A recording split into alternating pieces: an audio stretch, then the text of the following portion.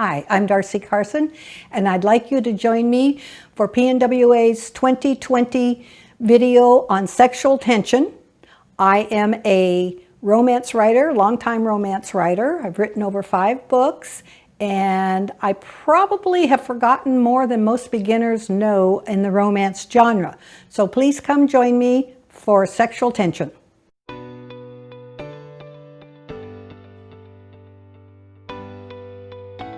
There are 4 sections to sexual tension. It's sight, sound, smell, and touch. And I'd like to go over them in depth as we go along, but first I want to explain that sexual tension is not groping, it's chemistry. It's attraction between 2 individuals. So, how do I want to say this? It's the will or won't they in the story. You're reading it to find out what's going to happen.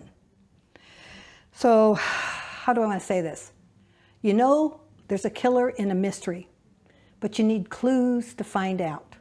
Or a horror story, you need to figure out how you're going to kill a monster. The same thing applies to sexual tension. It's layers. You add a little bit as you go along. We're going to start with sight. So what is sight? That starts with eye contact. Do you know what your characters look like? What do they see when they're looking at another individual? It doesn't matter if they're sleeping beauties or ugly ducklings. Everyone has potential.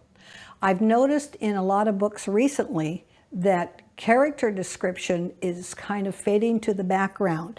So what you have to learn to do as a writer is to convey what the protagonist in your book sees.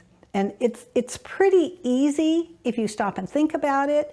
I have an example, and that's, I'm going to call her Jane Doe. She goes into a room full of people, and she isn't interested in the tall, dark, and handsome guy who's being mobbed by a bunch of models. It isn't the surfer dude with the sandy brown hair and tan face. No, it's the guy sitting on the couch petting the Irish setter. That's what interested her. So that's what I mean when I say it's sight. It's whatever attracts you to another person. It could be a woman having a black eye, and your hero's going to say, how? Why? He has to find out. It's curiosity. What stimulates another person? How do I want to say this? Curiosity creates interest. Later on, as you go into your story, it increases. It might be, how do I want to say this? The bicep. The heroine sees the man's bicep. She's not touching, she just sees that it's a big one. He might notice the curve of her calf. And each time it gets more and more intense. So it's no touching, all looking. Okay, the second piece in sexual tension is sound. In a romance, it isn't the creaking door or the crash of metal on metal. It's the person's voice that sends ripples down the other person's spine. In my example, when Jane comes up to John, she introduces herself and says, "Hi, I'm Jane. You look like you could use some company." So, okay, she's hitting on him, but that's okay. He goes, "Hi," right back at you. "Name's John, this is Scooter." He indicated the dog, wagging his tail. She didn't care what the guy's name was as long as he kept talking with that deep baritone voice. It sent ripples down her spine. So that's an example of how sound and sexual tension go together. Voices aren't the only sound that creates sexual tension. Try music. Think about yourself. Do you have a favorite song that you and your significant other heard a lot when you were first dating?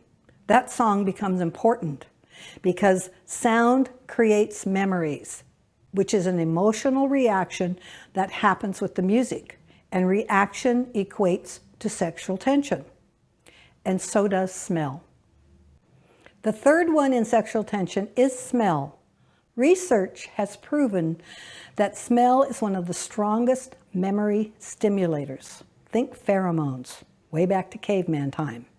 They trigger a social response in members of the opposite sex. It affects behavior, both good and bad. Can you think of any smell that causes a reaction in you? What about the hot chocolate when you were a kid after coming in from snow? Boy, you get all excited about that. Or walking into a theater and smelling popcorn. All of those stimulate a memory. So with my example with Jane, she sits down on the couch, but not too close. She begins petting the dog. Up close, she catches a hint of John's aftershave. And this is where sexual tension comes in. So I'm going to kind of break. And it's a fresh, clean scent that was definitely masculine.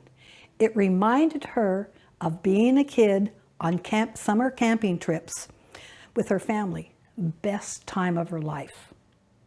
So what does that tell you? It stimulated a happy memory.